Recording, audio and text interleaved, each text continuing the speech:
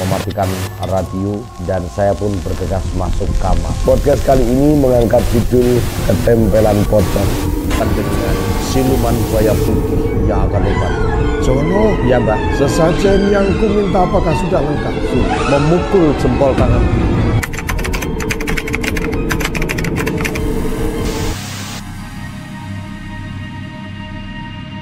Selamat datang di podcast Jagat Tinggal Lembut, persembahan Radio Suara FM 1078, kawan semangat dunia akhirat, dan Radio Jos AM 855 Jos lahir batin. Podcast Jagat Tinggal Lembut kali ini menghadirkan judul cerita Pengarang Kawin Mayit.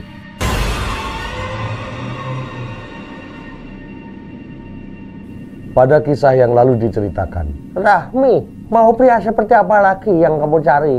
Kemarin lelaki beristri dua kamu tidak mau, dilamar duda pun kamu menolaknya. Sekarang kamu dilamar oleh seorang perjaka tulen, kamu juga menolaknya. Apakah kamu mencintai sosok seperti pocong? Pokoknya aku tidak mau menikah untuk saat ini, kata Rahmi. Dengan raut wajah masam, akhirnya emaknya Rahmi pun melengos. Tiba-tiba Rahmi merasakan pusing di kepalanya. Rahmi memegang kepalanya hingga akhirnya Rahmi pun kejang-kejang dan jatuh pingsan. Melihat anaknya yang pingsan, emaknya Rahmi mau meninggalkan Rahmi di ruangan itu. Ados kelihatan sibuk dan panik luar biasa. Ibu, nampaknya Rahmi pingsan beneran, Ibu. Lalu Ados pun mencari minyak kayu putih dan dioleskan di bawah hidungnya Rahmi. Sambil menyadarkan Rahmi, Ados pun memijit-mijit kepala Rahmi. Tak berapa lama Rahmi pun sadar. Ketika dia melihat wajah Ados di depannya, maka Rahmi pun langsung bangkit dan pergi. Malam hari itu rembulan nampak temaram. Seperti biasa, Rahmi habis pulang dari mandi. Lalu didengarnya di belakangnya seperti ada orang mengikutinya. Rahmi pun menoleh ke belakang. Dilihatnya pocong yang kemarin malam menemuinya. Rahmi pun lari. Namun pocong itu pun tetap mengikutinya. Dia melayang bak di terpa angin. Rahmi tersandung dan Rahmi pun terjatuh lalu pingsan. Badannya pun panas. Setelah dia dibawa pulang oleh ibunya, ditidurkan di kamarnya, badannya pun panas.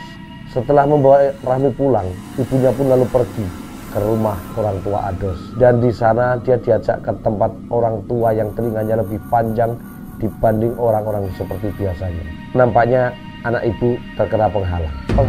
Penghalang, kata ayah dan ibunya Ados hampir berbarengan. Lalu bagaimana agar anak saya bisa terbebas dari penghalang itu? Ibunya Rahmi bertanya. Apakah bisa dihilangkan penghalang itu? Bisa, Bu. Akan tetapi ada resikonya. Apa resikonya? Nyawa anak ibu. Nyawa anakku? Iya. Apakah masih tetap mau dihilangkan? Saya belum bisa memberi keputusan untuk saat ini, jawab Ibu Rahmi. Lalu Ibu Rahmi pun pulang ke rumahnya. Kemudian saat itu di rumahnya Rahmi yang menunggu ibunya karena tidak tahu pergi kemana, dia menunggu di rumah. Hujan rintik-rintik menambah sepinya suasana dan semakin seramnya suasana malam itu. Terdengar seperti suara langkah kaki dan pintu yang digedor-gedor. Rahmi berharap itu ibunya yang pulang. Akan tetapi ketika dia melihat di luar rumah, dia melihat pocong itu lagi. Pocong itu menjedor-jedorkan kepalanya di jendela rumah Rahmi sambil memanggil-manggil namanya sayup-sayup. Rahmi, Rahmi, Rahmi, Rahmi. Rahmi pun ketakutan. Dia menutupi sekujur tubuhnya dengan selimut dengan kencang. Sambil menangis, Rahmi menantikan ibunya yang belum pulang-pulang. Tiba-tiba terdengar suara pintu yang terbanting. Rahmi pun jatuh pingsan. Ketika sang ibu sampai di rumah, dia langsung masuk kamar. Dia melihat Rahmi yang menutupi tubuhnya dengan seluruh selimut. Lalu ibunya pun memeluk Rahmi. Rahmi, maafkan aku Rahmi. Maafkan ibumu ini yang selalu bersikap kurang baik padamu. Mak gak ada yang salah. Akulah yang salah. Akulah anak durhaka yang tidak bisa membahagiakan Mak. Tidak Rahmi, tidak. Kamu tidak bersalah. Lalu timbullah keinginan ibunya Rahmi untuk menjodohkan Rahmi dengan Ados. Karena ibunya pun berpikir, karena siapa tahu ketika Ados dan Rahmi saling mencintai, penghalang itu pun akan lenyap dengan sendirinya. Rahmi, aku sudah tua. Aku ingin melihat engkau menikah sebelum ibumu ini meninggal, kata sang ibu. ibu. Rahmi pun mendengarkan kata demi kata yang ibunya ucapkan. Aku ingin kamu buka hatimu untuk Ados. Meskipun belum pacaran, tapi setidaknya kau bisa berteman baik dulu dengan Ados, agar kalian bisa menjajaki hati satu dengan yang lainnya. Akhirnya Rahmi pun menuruti nasihat ibunya. Ketika pagi harinya Ados datang, Rahmi pun menyambut dengan suasana yang lebih baik daripada kemarin-kemarin. Ados lalu semakin akrab dengan Rahmi. Tanpa segan-segan, Ados pun sering merenovasi rumah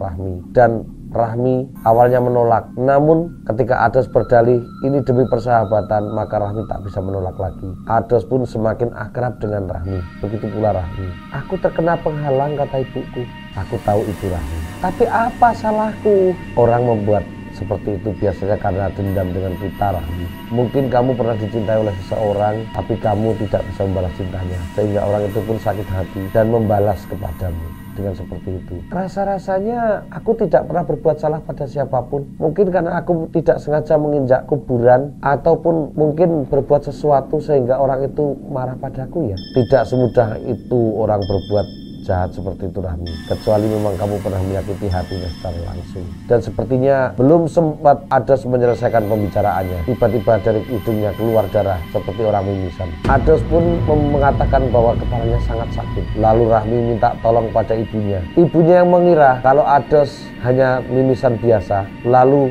memasukkan daun sirih ke dalam lubang hidung Ados. Namun ternyata mimisan itu terus berlanjut, hingga akhirnya ibunya Rahmi pun minta tolong kepada warga sekitar yang ada di situ untuk membawa Ados ke rumahnya Pak Saidi. Sesampainya di rumah Pak Saidi, mimisan Ados pun belum berhenti. Akhirnya Pak Saidi dan istrinya, karena mereka adalah orang yang berkecukupan, akhirnya membawa Ados pulang ke desanya dengan menggunakan perahu kayu. Tak lupa Rahmi pun mengikutinya. Setelah itu, setelah sampai di rumah, Ados pun dibawa ke tempat orang pintar, yang orang tua yang telinganya lebih panjang dibanding biasanya, seperti yang dilakukan kemarin pada Ibu Rahmi. Orang tua itu pun lalu berkata pada anaknya. Lalu anak muda itu pun menjelaskan perihal yang terjadi kepada Rahmi dan juga bapak Ibu Saidi dan orang tua si Ados. Suaminya marah. Suami siapa? Ya suami orang itu, jawab anak muda itu sambil menunjuk Rahmi. Heh, yang benar saja kamu, aku belum pernah bersuami.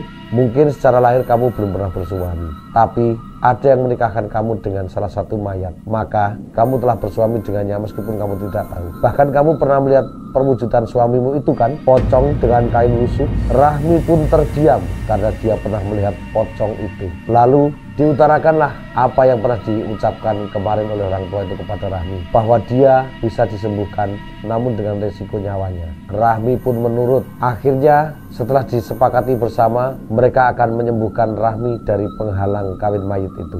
Pada malam harinya, Rahmi dimandikan dengan air kembang 7 rupa, seperti halnya memandikan orang yang mau dibersihkan. Setelah itu, Rahmi pun dibungkus dengan kain mori selayaknya mayat. Setelah selesai, lalu Pak tua ini pun mengoleskan minyak yang berbau aneh ke tubuh Rahmi. Tak lama kemudian angin bertiup besar, lalu badan Rahmi pun kejang-kejang, hingga akhirnya Rahmi pun pingsan. Setelah terbangun, Rahmi tiba-tiba sudah ada di alam lain. Dia bertemu dengan sosok lelaki yang tampan. Lalu dia dibawa ke suatu kampung yang banyak rumah indah di sana. Dan setiap rumah tertulis nama masing-masing.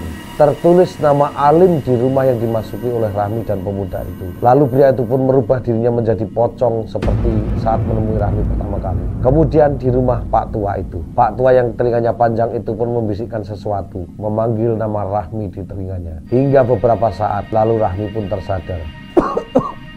Rahmi terbatuk-batuk setelah diberi minum. Lalu Rahmi ditanya oleh pemuda itu, siapa suamimu itu? Suami siapa? Kata Rahmi. Lalu setelah tenang, Rahmi pun menjawab, laki-laki itu bernama Halim. Oh ya, kebetulan Halim pernah berobat ke sini. Ayahku tahu orang itu dan tahu makamnya. Maka nanti biarlah ayahku yang akan membongkar makamnya. Pagi hari pun tiba. Lelaki tua yang bertelinga panjang itu pun pergi ke tempat pemakaman di mana Halim dimakamkan. Setelah siang, lelaki itu pun pulang dengan kabar yang kurang menyenangkan. Ternyata ada orang baru yang menempati makam Halim itu. Lalu bagaimana ini? kata Rahmi. Kita tunggu 2 atau 3 hari lagi untuk membongkar makam si Alim.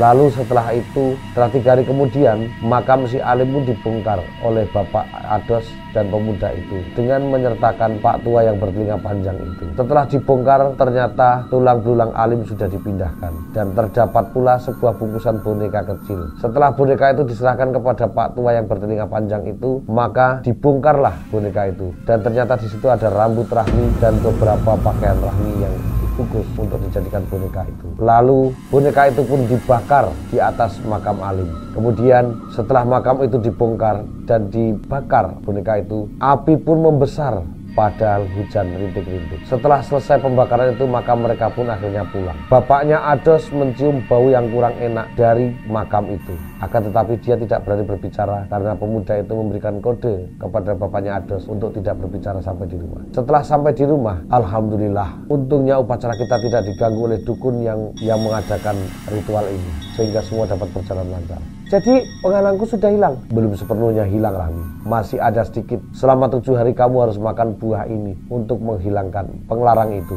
Baiklah, Rahmi diberi buah yang warnanya hitam dan baunya pun sebenarnya tidak nyaman. Tapi Rahmi selama 7 hari harus memakan buah itu per butir untuk menghilangkan pengarang itu. Rahmi pun melakukannya dengan baik. Setelah 7 hari kemudian, penghalang itu pun benar-benar hilang. Lalu Rahmi dan Ados pun merencanakan hari pernikahan mereka. 2 bulan setelah kejadian itu, hari pernikahan pun akan dilangsungkan. Rahmi dan Ados bermaksud untuk mengabari Pak Tua yang menghilangkan pengarang itu karena rasa syukurnya. Namun ternyata keanehan pun terjadi.